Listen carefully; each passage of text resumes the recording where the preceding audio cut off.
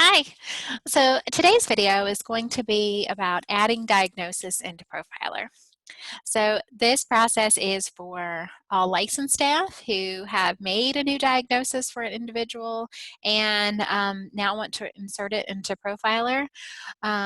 Or support staff who insert diagnosis on behalf of licensed providers, as well as mental health case managers or other individuals who need to add a new diagnosis because they've received, let's say, a diagnosis from an outside provider. Let's say they see an external psychiatrist and you want to update the system to properly reflect their updated diagnosis. Okay, so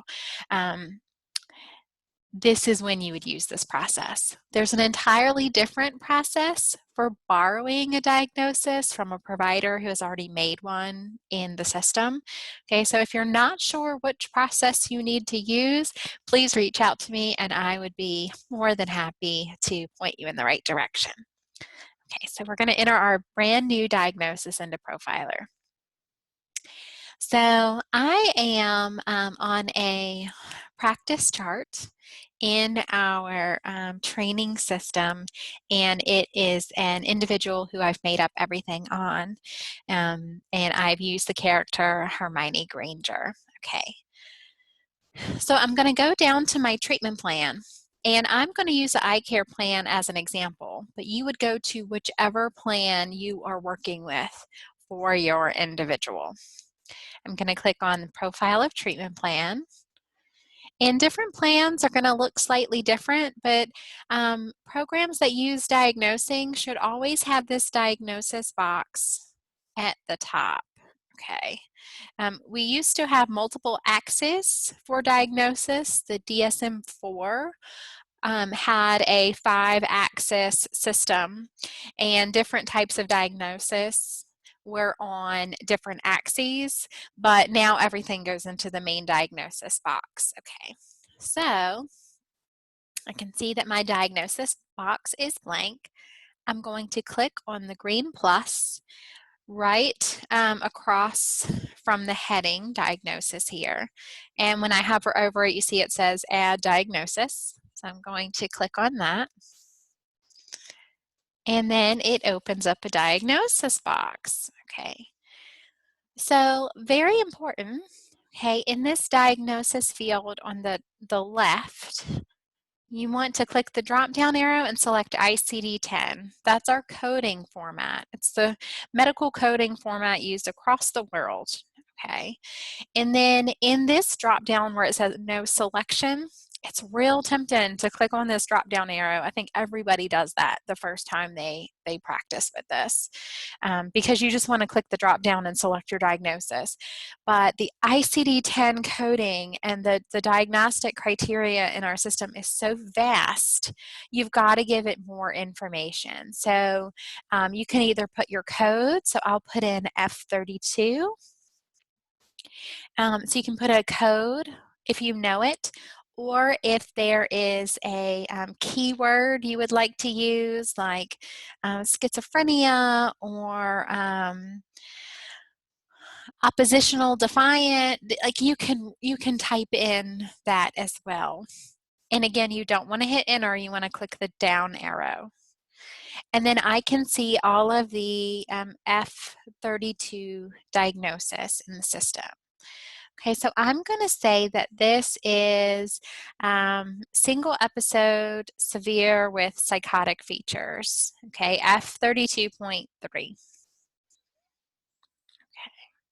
And your system might look slightly different depending on whether your information is in code order or text order, but whether you're using a code or the text, it will code the same. Okay, so that part doesn't matter as long as you've got the right diagnosis there. Now the diagnosis type, you want to click the drop down arrow, and you always need a principal diagnosis. That is the main diagnosis on your plan. What's your focus? Why are the primary reason that they are coming to see you? So I'm going to make this my principal diagnosis. Another thing, without a principal diagnosis, none of your services will bill correctly. Okay, so all of the billing pulls off whatever diagnosis on your plan is marked as principal. So one key piece of advice, if you are in case management, you always want to make sure that if you're in mental health, your primary principal number one diagnosis is mental health. If you're in substance abuse, you want your primary principal number one diagnosis to be a substance use disorder. Now, that doesn't mean you can't have another one, multiple diagnosis, but for substance programs, we bill off the substance diagnosis, and for mental health programs, we bill off the mental health diagnosis, and developmental, we bill off a developmental diagnosis. So it really just depends on what program you're in as to kind of how that works. Now, the provider is me. Okay, if I am a licensed provider, and I'm the one entering that diagnosis, then I'm going to leave my name there, okay? Because you're the one making the diagnosis. If you are not a licensed provider, I am not. I am a QMHP, okay? Have not gone down that licensing track. Then I can select this little checkbox that says external provider. I can say reported by, and then I can say either external provider, so their doctor told me this is their new diagnosis, or patient as if the individual verbally told you that, hey, my doctor gave me a new diagnosis. We always like to have documentation to back our diagnoses up. So I am going to check external provider, and then here I can write Dr. Hyder at River Point. I'll use as my example. Okay, so if there's, let's say you got discharge paperwork, your client got discharged from Norfolk General, and they have a doctor with a discharge paper, you would put that doctor's name there, and the Centera Norfolk General here. So it really just depends, okay, on what the situation is. But if it is an external provider outside of the CSB, you put external provider and who that provider is. Your effective date is the date you're entering the diagnosis in the system, okay? Now, caveat to that. If I met with the client yesterday, and so the effective date of her diagnosis was really yesterday, then I need to put that date. Okay. Otherwise, my service for yesterday will not have a diagnosis to attach to when it tries to bill. Okay, so you want to make sure that the effective date is, it's usually the date you're putting it in, but it's whenever you got that diagnosis. Okay, it's very important, or whenever you made that diagnosis.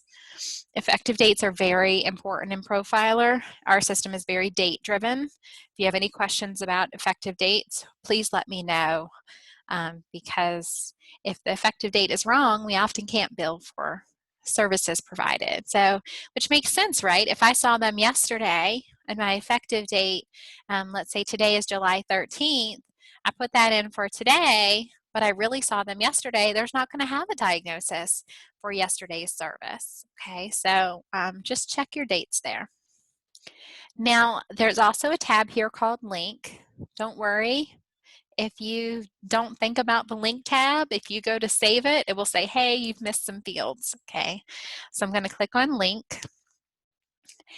My principal diagnosis is always going to be ranked number 1, okay? The link date is the date I'm linking it to my plan, and the effective date is the date the diagnosis is effective on my plan. All of this step on the link tab has to do with linking. Linking is making it show up on your plan. We never set anything to expire. We only expire something if it's no longer applying to the person. So then you save it, and it will save right here. If I have another diagnosis to add, I click on the plus. Okay, same thing, diagnosis, ICD-10. Let's say you can put a keyword here, say F23. Click the drop down arrow. Okay. Really just using that as an example. And then the diagnosis type would be secondary. Okay. And then when I go to the link tab, the rank would be number 2, and then so on down the line, no matter how many diagnoses that you have. Okay, so I'm going to cancel that. I just wanted to make that point. So you can by far have more than one diagnosis in the system. I did want to make one note about this. I used major depressive disorder as my example for a reason.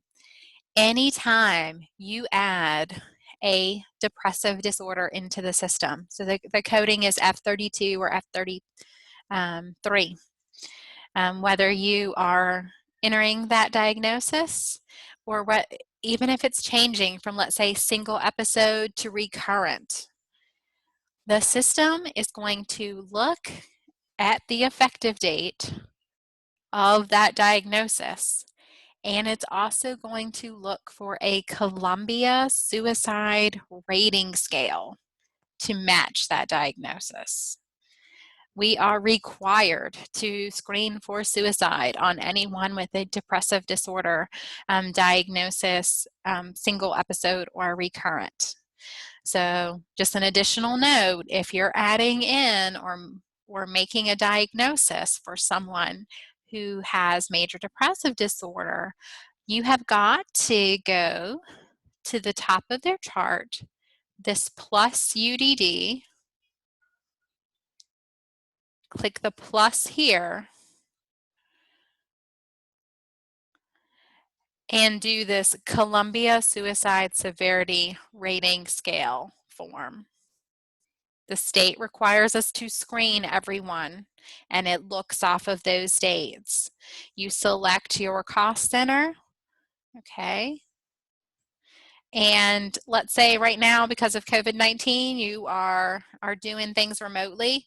Ask these questions on the phone. We still want to screen them, okay? So it has to be done on the same date.